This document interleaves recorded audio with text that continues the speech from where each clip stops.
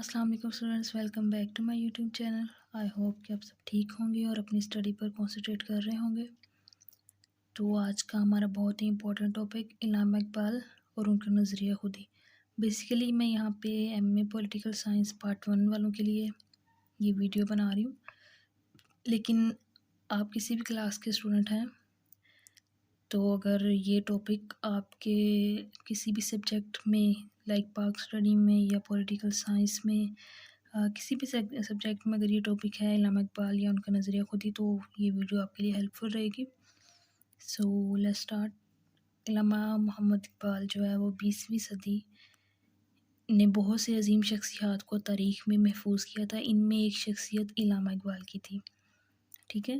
علامہ اقبال ایک عظیم مفکر، شاعر اور سیاسی نظریات کی بدولت ایک بلند مرتبہ رکھتے ہیں۔ اچھا جی، یہ تو ہم سب جانتے ہیں کہ مسلمانوں میں اور خاص طور پر ہندوستان میں جو ہے اسلامی فلسفہ فکر کو اجاگر کرنے میں آپ نے بہت اہم کردار ادا کیا۔ اس کے علاوہ ہندوستان کے مسلمان میں آزادی کا جذبہ پیش کرنے سے آپ کو قومی شاعر کا نام دیا گیا ہے۔ تو یہ بات ہم سب جانتے ہیں کہ ہمارے قومی شاعر کون ہیں، علامہ محمد اقبال۔ اچھا تو یہاں پہ تھوڑا سا ان کی پیدائش کے حوالے سے ہے کہ 17ویں صدی میں ایک کشمیری خاندان کشمیر چھوڑ کر پنجاب کے شہر سیالکوٹ میں آباد ہوا۔ اسی خاندان میں علامہ اقبال نے 9 نومبر 1877 میں جنم لیا۔ علامہ اقبال کی ذات علم و دانش، فکر و عمل کا مجموعہ تھی۔ اس کی وجہ کوئی اتفاق نہ تھا، بلکہ یہ فیض آپ کو اپنے نیک پاک سیرت والدین سے ملا تھا۔ اچھا، جن کے والد کا نام تھا شیخ نور محمد، اور ان کے بارے میں کہا جاتا ہے کہ انہوں نے اپنی ملازمت میں حرام کمائی کا انہیں لگا کہ ان میں جو ہے وہ اس کام میں حرام کمائی شامل کی جا رہی ہے، تو یہ دیکھ کر انہوں نے اس کام کو چھوڑ دیا اور اپنی بقایا زندگی جو ہے وہ ٹوپیاں سی کر حلال روزی والی زندگی بسر کی۔ تو یقیناً والدین کی پاک سیرت جو ہے وہ علامہ اقبال کی ساری زندگی جو ہے وہ ان کی پاک سیرت کی وجہ سے ہی علامہ اقبال اتنے عقل و دانش اور فکر و عمل انسان تھے، ٹھیک ہے۔ علامہ اقبال نے اپنی ساری زندگی ایک مرد مسلمان اور مرد مومن کی حیثیت سے گزاری تھی۔ اگلا پوائنٹ ہے ان کی تعلیمی زندگی۔ آپ نے اپنی تعلیم کا آغاز قرآن سے کیا تھا۔ ایف اے تک سیالکوٹ سے ہی تعلیم حاصل کی، جہاں حضرت سید مولوی میر حسن نے آپ کی بھرپور جو ہے وہ رہنمائی کی تھی۔ بی اے آپ نے لاہور سے کیا تھا۔ 1905 میں آپ نے اعلیٰ تعلیم کے لیے انگلستان تشریف لے گئے۔ یہاں پہ تھوڑا لکھا ہوا ہے، لیکن اس کے علاوہ جو ہے وہ ڈاکٹر صاحب کا زمانہ جو طالب علم تھا وہ کافی قابل رشک تھا۔ انگلستان میں جو بیرسٹر کی تعلیم مکمل کی، کیمبرج سے معاشیات فلسفے کی تعلیم حاصل کی تھی۔ اس کے علاوہ جرمنی یونیورسٹی سے آپ نے پی ایچ ڈی کی ڈگری حاصل کی، اور مغربی آب و ہوا اور مغربی تہذیب کا جو آپ نے بھرپور جو ہے وہ طریقے سے ان پر ذرا سا بھی اس چیز کا اثر نہیں ہوا تھا کہ مغرب تہذیب اور ثقافت کس طرح کی ہے، ٹھیک ہے۔ اور آپ نے اپنی تعلیمی زندگی کا ایک لمحہ بھی ضائع نہ کیا، بلکہ انتہائی ذہنی فکر کے ساتھ جو ہے وہ حاضر دماغ رہ کر وہ اپنی تعلیم کی جدوجہد میں مصروف تھے۔ آپ نے جو ہے وہ قیام انگلستان کے دوران اسلامی تصوف، اسلامی جمہوریت، اسلام، عقل انسانی، اسلامی تہذیب، یورپ پر اثرات کے موضوع پر تحریریں کی تھی۔ مطلب انگلستان میں رہ کر انہوں نے ان ساری چیزوں پر تحریریں کی۔ اگلا ہے جی علامہ اقبال کی سیاسی فکر۔ تو علامہ اقبال نے جس دور میں آنکھ کھولی، اس وقت مسلمان برصغیر انتہائی سادہ زندگی گزارنے پر مجبور تھے۔ آپ نے ان کی حالت سدھارنے کے لیے سیاست میں عملی حصہ بھی لیا تھا۔ آپ نے 1926 میں پنجاب اسمبلی کے رکن منتخب ہوئے۔ آپ 1927 میں جو ہے وہ سر محمد شفیق کے ساتھ مل کر سائمن کمیشن کے ساتھ تعاون کیا۔ اس کے علاوہ ہے جی انہوں نے جو ہے وہ سیاسی فکر کے حوالے سے خطبہ اعلیٰ بات پیش کیا تھا، جو آل انڈیا مسلم لیگ کے سالانہ اجلاس 1930 میں منعقد کیا گیا تھا۔ پھر آپ نے اپنے اس عظیم الشان خطبے کے اندر مسلمانوں کے لیے جو ہے وہ الگ وطن کا تصور پیش کیا۔ اس کے علاوہ یہ ہے کہ علامہ اقبال سیاسی معاملات کے بارے میں اکثر قائد اعظم کو اپنی قیمتی مشوروں سے بھی نوازا کرتے تھے۔ مطلب انہیں جو وہ جانتے تھے علامہ اقبال قائد اعظم سے شیئر کیا کرتے تھے۔ اچھا، یہاں پر یہ خطبہ اعلیٰ بات والی بات لکھی ہوئی تھی، جو مجھے پتہ نہیں تھی، اس لیے میں نے آپ کو پہلے ہی بتا دی۔ خیر، اسلامی فلسفہ زندگی، علامہ اقبال کو مفکر اسلام کا خطاب بھی دیا گیا تھا۔ آپ نے اسلام کو ریئلسٹک کوڈ آف کنڈکٹ قرار دیا۔ آپ نے فرمایا اسلام صرف مذہب نہیں بلکہ مکمل ضابطہ حیات ہے، یہ حد سے لحد تک رہنمائی کرتا ہے، ٹھیک ہے، مطلب اول سے لے کر آخر تک رہنمائی کرنے والا ہے۔ ان کے نزدیک اگر سیاست کو دین سے الگ کر دو تو لا قانونیت سر اٹھائے گی، مطلب ان کا مطابق جو ہے وہ سیاست دین ہی سے ہوتی ہے کہ سیاست کرنے کے لیے ہمیں اپنے مذہب کا پیروکار ہونا چاہیے اور مذہب کے آئینے کی روشنی میں ہی سیاست کرنی چاہیے کہ جو اصول قرآن پاک میں، جیسے ہمارا مذہب اسلام ہے تو جو اصول قرآن پاک میں بتایا گیا اس کے مطابق ہی سیاست بھی کی جائے، تبھی جو ہے وہ انصاف کا معاشرہ قائم ہوگا۔ آگے ہے جی ان کی نثری تصانیف۔ علامہ اقبال نے معاشرت اسلام، سائنس، اسلامی طرز جمہوریت اور مختلف مذہبی افکار پر بہت سی نثری تصانیف مکمل کی تھی، اور جن میں سے چند ایک ہیں کہ اسلام کے مذہب کی افکار کی تشکیل نو، خطبات، علم الاقتصاد، ٹھیک ہے، یہ ان کی نثری تصانیف تھی۔ نیکسٹ پہ آئے گا یہ پوائنٹ علامہ اقبال کی شاعری مجموعی۔ تو ہم سب بہت اچھے سے جانتے ہیں کہ علامہ اقبال جو ہمارے قومی شاعر تھے، اور شاعری کے ذریعے ہی انہوں نے لوگوں کے، مسلمانوں کے دلوں میں جو الگ وطن کا تصور اجاگر کیا، انہیں بیدار کیا کہ وہ اپنا الگ وطن حاصل کرنے کے لیے کوشش کریں۔ تو بچپن سے ہی استاد آپ میں ایک عظیم شاعر دیکھتے تھے۔ آپ نے اپنی شاعری کو امت مسلمہ کی بہتری کی طرف موڑ دیا، ٹھیک ہے، اور آپ کو قومی شاعر کا درجہ حاصل تھا۔ اس کے علاوہ جو ہے وہ شاعری کے اہم شاعری تصانیف جو علامہ اقبال کی ہیں ان میں سے چند ایک ہے جی: بانگ درا، پیام مشرق، بال جبریل، جاوید نامہ، اسرار خودی، ضرب القلین۔ اس کے علاوہ اور بھی ویسے جو ہے وہ ان کی بکس اور شاعری تصانیف ہیں، لیکن یہاں پہ میں نے صرف یہی لکھی ہوئی ہیں۔ اچھا جی، وہاں تک تو ہو گیا تھا ہمارا جو ہے علامہ اقبال کے بارے میں۔ اب ہے علامہ اقبال کا تصور خودی، ٹھیک ہے۔ تو علامہ محمد اقبال نے جس تصور حق شناسی کو اپنی نثری اور شاعری تصانیف میں زیادہ اہمیت دی ہے وہ آپ کا تصور خودی ہے۔ یہی وہ مرکز ہے جس کے ارد گرد انہوں نے اپنے فکر و فن کے تانے بانے تیار کیے۔ یہ لفظ بامعنی غرور استعمال نہیں کیا گیا بلکہ اس کا مفہوم احساس نفس اور یقینی ذات ہے۔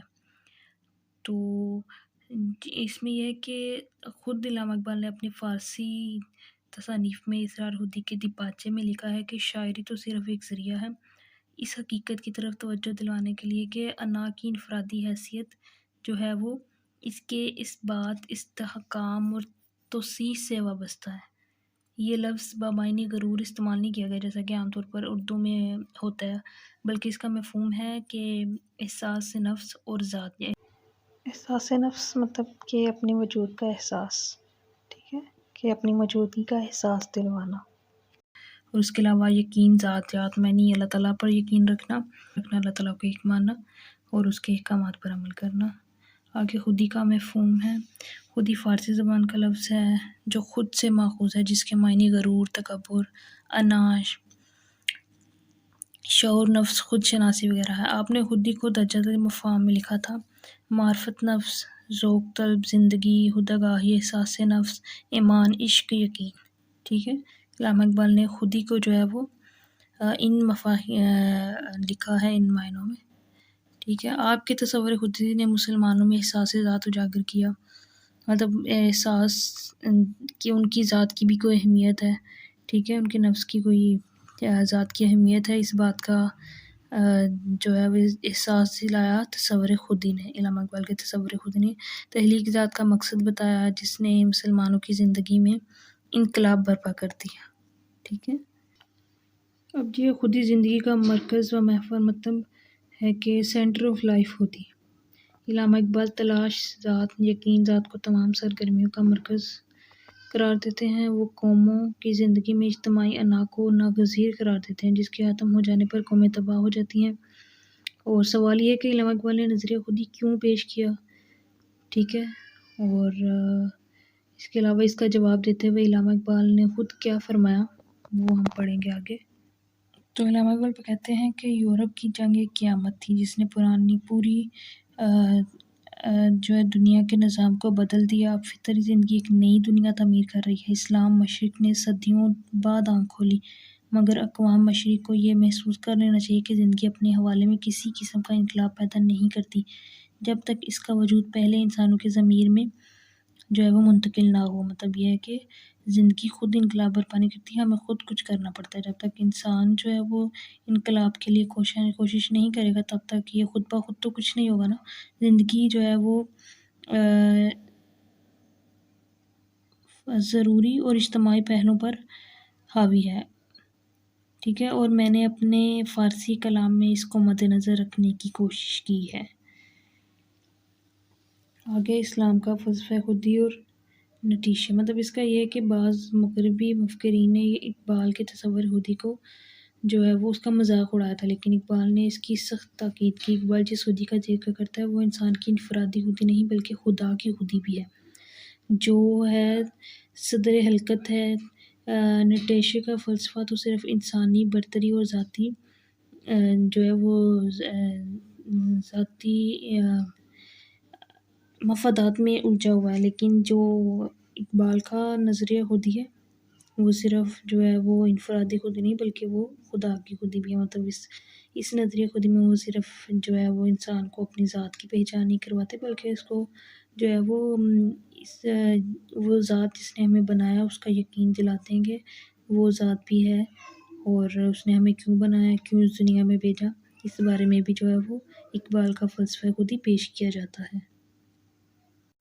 قوت خودی کا ادراک، مطلب علامہ اقبال فرماتے ہیں کہ خودی ایک خاموش قوت ہے، ٹھیک ہے، خاموش طاقت ہے جو فکر و عمل کے لیے بےتاب رہتی ہے۔ وہ عمل ہی کی خاطر اسباب عمل کی پابندی اختیار کرتی ہے اور اس جہاں کا دار و مدار چونکہ خودی پر ہے اسی لیے ہر وجود کا درجہ اس کی خودی کے استحکام پر بھی ہوتا ہے۔ اقبال کے نزدیک خودی وہ ہے جس کا ادراک کر لیا جائے تو انسان جو ہے وہ فلاح پا جاتا ہے، ٹھیک ہے۔ اگر اقبال کے فلسفہ خودی کو اپنا لیا جائے، اس کے بتائے ہوئے طریقے پر عمل کیا جائے تو انسان فلاح پائے گا۔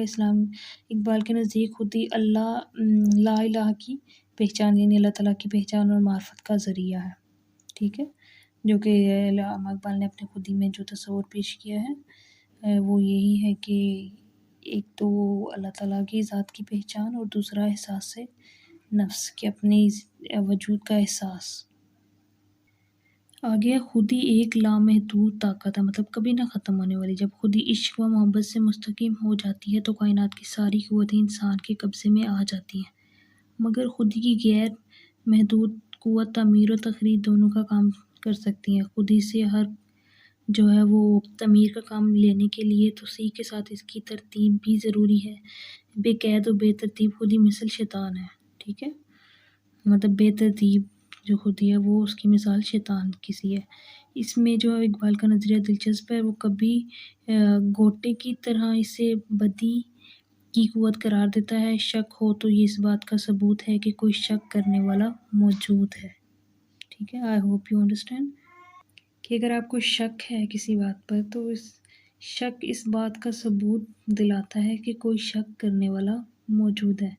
خودی کے مدارج جو ہیں وہ 3 ہیں: اطاعت، ضبط نفس، نیابت الہی، ٹھیک ہے۔ اطاعت مطلب اطاعت کرنا اللہ تعالیٰ کی یا اس کے نبی کی، ضبط اپنے نفس پر قابو رکھنا اور الہی کی پہچان اللہ تعالیٰ کی۔ اطاعت خودی کی منازل طے کرنے کے لیے رہنمائی کی ضرورت ہے، یہ خودی کی ترتیب کا پہلا مرحلہ ہے۔ مثلاً اطاعت الہی، اطاعت رسول، اطاعت اولی مطلب اولیاء کرام، ان کے ذریعے احکامات الہی مان لینا اطاعت کا لازمی جزو ہے۔ اگلا ہے ضبط نفس، دوسرا مرحلہ ہے، یعنی انسان جو ہے وہ اپنے نفس کی ادنی قوتوں جن کی سرکشی کی کوئی حد نہیں ہے قابو میں لائے، خصوصاً نفساتی محبت اور خوف کے جذبات پر اگر غالب آئے، مطلب اپنے نفس کو قابو میں رکھے۔ اگر خوف کے جذبات ہوں تو ان کو اگر قابو میں رکھتا ہے تو اس کا ضبط نفس کہلاتا ہے کہ مطلب وہ اپنے نفس پر قابو پا سکتا ہے۔ تیسرا مرحلہ جو تھا وہ نیابت الہی، انسان کو اللہ نے زمین میں نائب بنایا ہے، ٹھیک ہے، اس لیے انسان پر فرض ہے کہ وہ احکام الہی خود بھی مانے اور دوسروں کو بھی اس کی تلقین کرے۔ اگلا ہے جی زندگی اور احساس خودی کا باہمی رابطہ۔ علامہ اقبال فرماتے ہیں کہ خودی کا وجود حقیقی اور باقی رہنے والا ہے، حالانکہ یہ دنیا جو ہے وہ فانی ہے، ہر چیز فانی ہے، انسان فانی ہے، موت آنی ہے، غالب ہے موت جو کہ حقیقت ہے، تلخ حقیقت ہے جو کہ آنی ہے، لیکن انسان اور دوسری چیزوں میں فرق یہ ہے کہ باقی سب فنا ہو جائے گا مگر انسان کی خود ہی باقی رہ جائے گی۔ اس کائنات کا مقصد یہ ہے کہ انسان اپنی زندگی کو طاعت الہی سے مزین کرے۔ یہ ایک تو ہے کہ حق ہے اس جہاں میں، باقی ہے نمود سے میائی۔ مطلب یہ ہے کہ خودی سے مراد یہ ہے کہ جیسے ہمارے اعمال جو ہیں وہ چاہے ہم نے فنا ہو جانا ہے، دنیا نے فنا ہو جانا ہے، لیکن جو ہم نے اعمال کیے ہیں چاہے وہ اچھے ہیں وہ برے ہیں، وہ تو فانی نہیں ہے، وہ کبھی فنا نہیں ہوں گے، بلکہ وہ موت کے بعد آگے جا کر بھی ہمیں اس چیز کا حساب کتاب دینا ہوگا جو ہم نے اپنی زندگی میں کیا، جو ہم چیزیں کرتے رہے۔ تو ٹھیک ہے، تو یہ کہنے کا مطلب ہے کہ وہ چیز فنا نہیں ہوگی، باقی جو ہے وہ دنیا میں ہر چیز فانی ہے، ہر چیز فنا ہونے والی ہے۔ اقبال کا فلسفہ خودی کا مقصد ہے کہ انسان کو اس کی پہچان کروانا اپنی، کہ انسان اپنی قوتوں کو صحیح طریقوں سے جو ہے خود ترتیب دے۔ اس کا طریقہ سرکار کی اتباع، مطلب اللہ تعالیٰ جو ہے وہ نبی کے بتائے ہوئے طریقے پر چلے، ان کی جیسے انہوں نے زندگی گزاری اسی طرح سے ان کے بتائے ہوئے طریقے پر عمل کریں۔ تو یہ کہ حضور سے عزت محبت کریں۔ انسانی خودی کی کامیابی اس بات پر ہے کہ وہ کلمہ توحید اطاعت نبوی سے کس قدر سرشار ہے۔ اگر دنیاوی حالت دیکھیں تو جو ہے وہ مغربی عوام نے مادیت میں ترقی بہت کر لی ہے لیکن روحانی اعتبار سے بے نور ہے، جبکہ مشرق قوم جو ہے وہ دولت تو رکھتی ہے، مادی اعتبار سے غیر قوموں سے جو ہے وہ محکوم ہے۔ ان دونوں کا علاج یہ ہے کہ وہ احکامات الہی سے روگردانی نہ کریں، کہ جو اللہ تعالیٰ نے احکام جاری کیے ہیں ان پر پورا عمل کریں، ان سے روگردانی مطلب منہ نہ پھیرے ان سے۔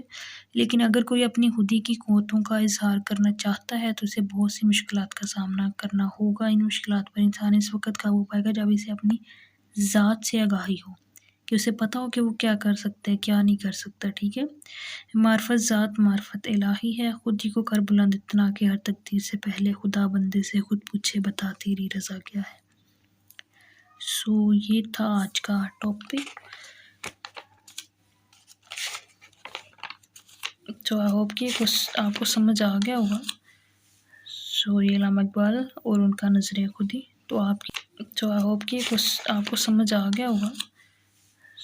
یہ علامہ اقبال اور ان کا نظریہ خودی، تو کسی بھی کلاس کے اسٹوڈنٹ ہو تو اگر آپ کے کسی بھی سبجیکٹ میں اگر آپ یہ ٹاپک ہے آپ کے پاس، آپ کو اس ٹاپک کی ضرورت ہے تیار کرنے کی، تو یہ ویڈیو آپ کے لیے آئی ہوپ کہ ہیلپ فل رہی ہوگی۔